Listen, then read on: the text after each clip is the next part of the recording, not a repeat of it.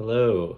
Uh, After going over the what does it mean to know a word worksheet, and after reading Tio's letter to his teacher, there are definitely some glaring problems. I think the most glaring problem to me was his inability to use collocation with certain phrases.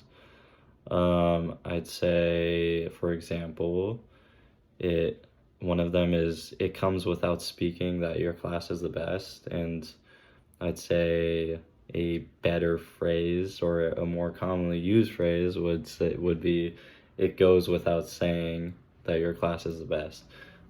So he kind of just has a problem with using common phrasings, I guess idioms and stuff like that, when talking and writing in this letter. Another thing I noticed was there is a little bit of a problem with register, just in the greeting, "Hi, dear teacher." Um, that's not a very widely used greeting. It would be like "dear teacher" or "dear professor," or you know that way. And then also his signing off, "Bye for now." It's just a little bit of less formality and a not really commonly used way of writing a letter, I'd say. Um, and yeah, going on to the strengths and weaknesses for my own vocabulary learning.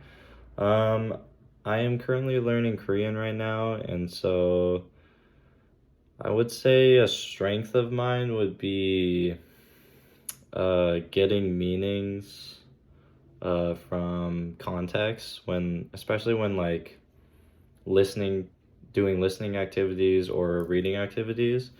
In Korean, there's particles that precede or that follow subjects, places, objects, time. There's particles for a lot of different things, and when listening or reading, you can kind of look for those particles to really kind of understand who's the subject of a sentence, what's the object, what the location is, if there is a location.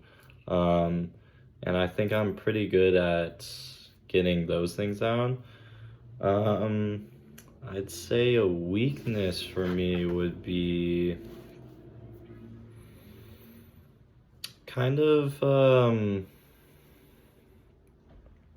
I'd say a weakness for me would be, I don't know, kind of similar to Tio. There are certain like collocations in Korean um, that you kind of just need to remember and memorize, and that's kind of like hard to do when you only, you know, see the expression a couple times in a class, and then you move on. The class kind of goes kind of fast, so like getting those down are a little bit harder for sure. um I would say like an example of that would be like to dance in Korean. uh the base verb to dance is chuda, but it's always supposed to be preceded by another like phrase called chumur. So it's like chumur chuda. But um, if you like like if you translate that to English, it's like it means to dance a dance. Chumur is a dance, and chuda is to dance.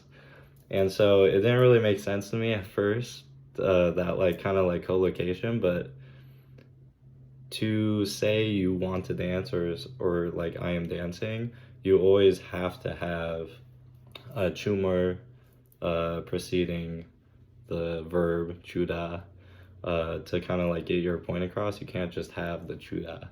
And there's like other examples of that in Korean that like I kind of struggle with, and I just need to like remember and like memorize. They're yeah, I mean they're just like things that you have to kind of just get down. So anyways, that's it.